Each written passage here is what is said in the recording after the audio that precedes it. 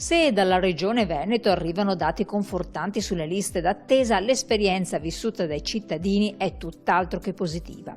Stando ai report sulla sanità, il Veneto è in grado di erogare 17 milioni di prestazioni ambulatoriali l'anno. Da maggio 2023 a dicembre 2024 le prestazioni da assicurare entro 30 giorni dalla prescrizione sono scese da oltre 82.000 a poco meno di 11.000.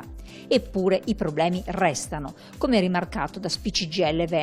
Questi dati nascondono infatti una grave mancanza. Spesso succede che il cittadino si rivolge al CUP, il CUP non gli dà risposta, gli dice di richiamare o che verrà richiamato. Praticamente rimette in campo le cosiddette liste di galleggiamento che portano molti cittadini a decidere di, se possibile, se possono, andare direttamente pagando e quindi dal privato. Una recente delibera della Giunta regionale ha previsto dei percorsi di tutela nel caso in cui la prestazione sanitaria non dovesse essere garantita nei tempi massimi previsti. Tra le soluzioni c'è anche l'erogazione della prestazione in regime di libera professione nelle strutture pubbliche, con l'utente tenuto solo a pagare il costo del ticket.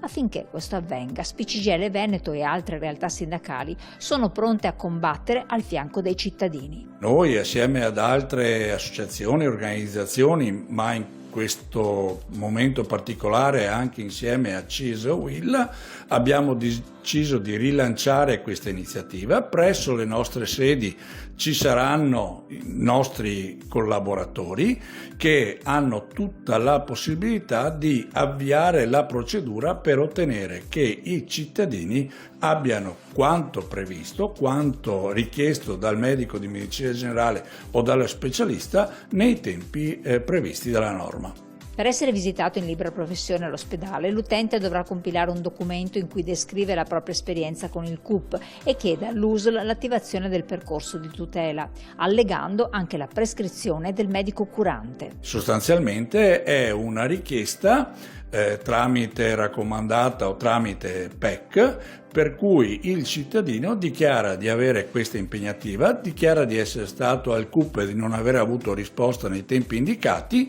e quindi intima all'ULSS di provvedere secondo quanto previsto dalla normativa nazionale e regionale.